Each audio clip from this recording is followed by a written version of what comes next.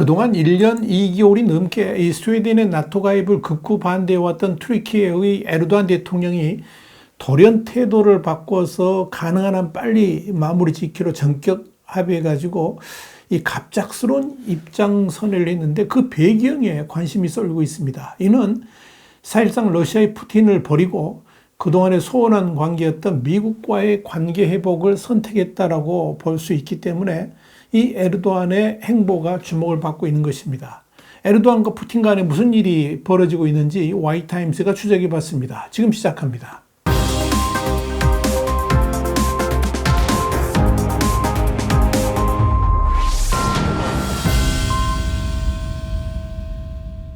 뉴욕타임스는 현지 시간으로 12일자 지면을 통해서 튀르키예의 에르도안 대통령이 스웨덴의 나토 가입을 찬성하게 된 것은 미국과의 관계 회복을 예고한 것이라 그러면서 나토의 내부 분열자로 여겨져 온 에르도안의 변심은 러시아하고의 관계를 축소함으로써 이 바이든 행정부와의 관계를 회복하려는 시도로 여겨진다. 이렇게 보도를 했습니다. 뉴욕타임스는 이어서 에르도안은 그동안에 러시아의 푸틴 대통령을 내 친구로 불러왔다면서 나토 지도자들이 동맹을 확대하려는 그동안의 노력을 사실상 방해해온 인물이 바로 에르도안이었다라고 회고를 했습니다. 그랬던 에르도안이 1년여 만에 갑자기 태도를 바꾼 배경에 대해서 아무런 설명을 하고 있지는 않지만 이 스웨덴의 나토 가입을 반대함으로써 튀르키예가 얻을 수 있는 이득이 아무것도 없고 오히려 미국 및 다른 나토 동맹국들과의 관계 회복이 튀르키예의 국익에도 도움이 될 것이라는 판단을 한 것으로 보입니다. 에르도안의 이런 태도 변화는 그동안에 냉랭한 관계를 유지해왔던 미국의 조 바이든 대통령과의 정상회담 직후에 확연하게 나타났습니다. 이날 회담에서 에르도안은 바이든 대통령에게 화해 제스처를 보였고요. 러시아하고는 분명히 거리두기를 하겠다는 의지를 표출한 것으로 알려졌습니다. 뉴욕타임스는 이에 대해서 러시아의 푸틴은 이로써 고립 상태에 빠지게 됐다라고 평가를 했습니다. 에르도안의 변심은 푸틴에게는 매우 당혹스러운 일이 될 겁니다. 그동안 에르도안 대통령은 미국과 러시아의 중간에 서서 푸틴을 대변하는 입장이었는데 이제는 오히려 미국의 입장을 지지해주는 쪽에 섰다는 것만으로도 푸틴은 엄청난 충격을 받게 될 것입니다. 당장 러시아의 흑해 함대 운용에 상당한 제약이 뒤따를 수 있습니다. 튀르키예의 협조가 없다면 이 러시아의 흑해 함대는 그야말로 도관에 든 쥐 신세이기 때문에 그렇습니다. 이는 당장 러시아하고 우크라이나 간의 곡물 협정에도 상당한 영향을 미치게 될 것입니다. 에르도안 대통령의 태도 변화는 지난 5월의 대통령 선거 이후부터 예견되어 오기는 했습니다. 대선 직후 가까스로 승리한 에르도안은 새로운 임기에는 미국의 바이든 대통령과 손을 잡고 일하고 싶다 이런 의사를 피력한 바 있었습니다. 그런데 이번 정상회담에서도 에르도안은 이 바이든 대통령에게 앞으로 임기 동안에 미국과 강력한 유대 관계가 이어지길 희망한다 이런 의사를 재차 피력했습니다.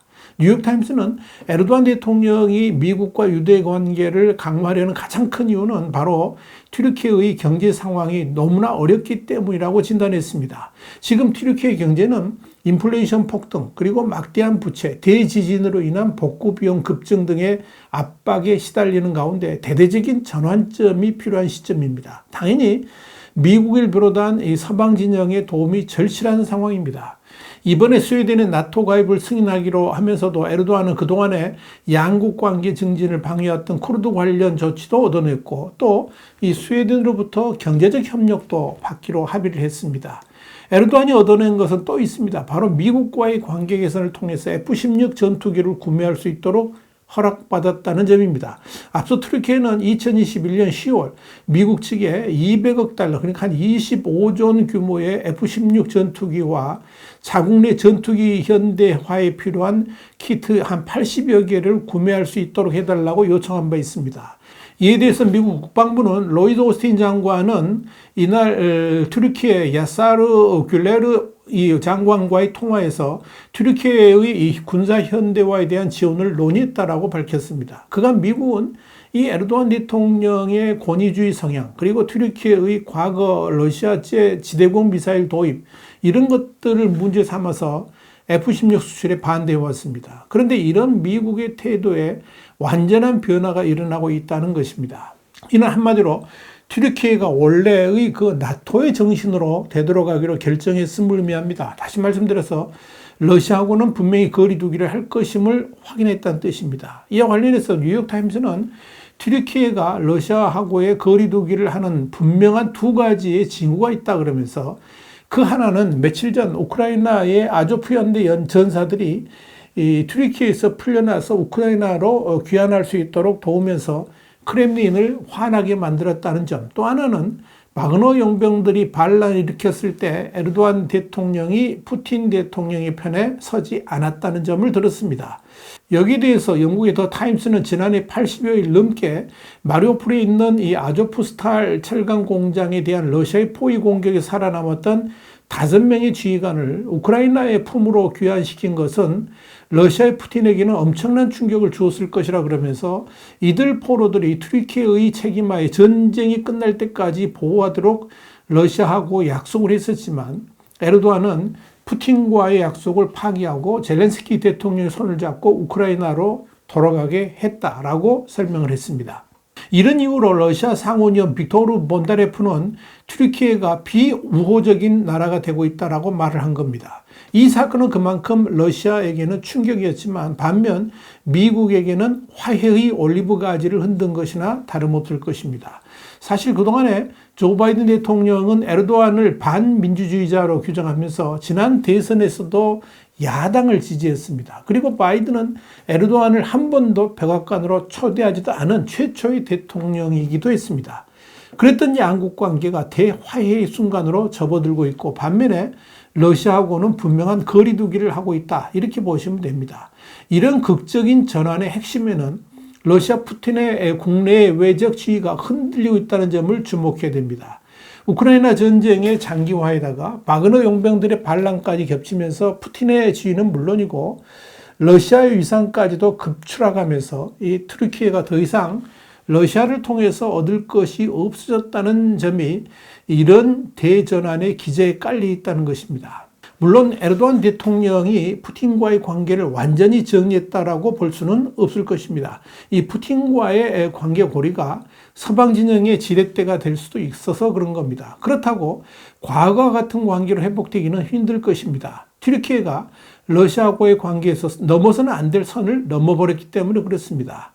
월스트리트저널도 이날 튀르키예는 더 이상 미국과 러시아 사이에서 균형 잡힌 외교를 펼치기는 어려울 것이다. 이렇게 진단을 했습니다. 월스트리트저널은 에르도안 대통령이 이런 화해 제스처에도 불구하고 튀르키예의 수건 사업은 유럽연합 EU 가입에는 좀 더 시간이 걸릴 것으로 보인다라고 보도를 했습니다. 에르도안 대통령은 스웨덴의 나토 가입을 승인하면서 반대급부로 튀르키예의 EU 가입을 원한다라고 말한 바 있습니다. 튀르키예는 지난 1987년에 EU에 가입 신청을 한 바 있습니다. 1999년에 후보 지위를 부여받았고 2005년에 가입 협상을 시작했습니다. EU 가입을 위한 협상은 일반적으로 굉장히 긴데요. 평균적으로 한 10년 정도 걸립니다. 튀르키예의 경우에 공식적으로는 18년 동안 진행되어 왔지만 지난 2016년에 에르도안에 대한 군사 쿠데타가 실패하고 반대파에 대한 탄압이 이어지면서 사실상 중단됐습니다. 이런 이유로 독일과 프랑스 등 많은 유럽 대국들은 튀르키예의 EU 가입을 오랫동안 경계해 왔습니다. 이런 튀르키예의 EU 가입 반대 움직임은 또 튀르키예 국민들의 분노를 불러오면서 반서방 움직임으로 확산되는 계기가 됐습니다. 그런데 이번 스웨덴의 나토 가입을 계기로 튀르키예도 EU 가입이 가능하지 않겠느냐, 이런 희망 섞인 관측들이 나오고 있습니다. 특히 튀르키예 내에서는 이런 전망들이 번물 터지듯 나오고 있습니다.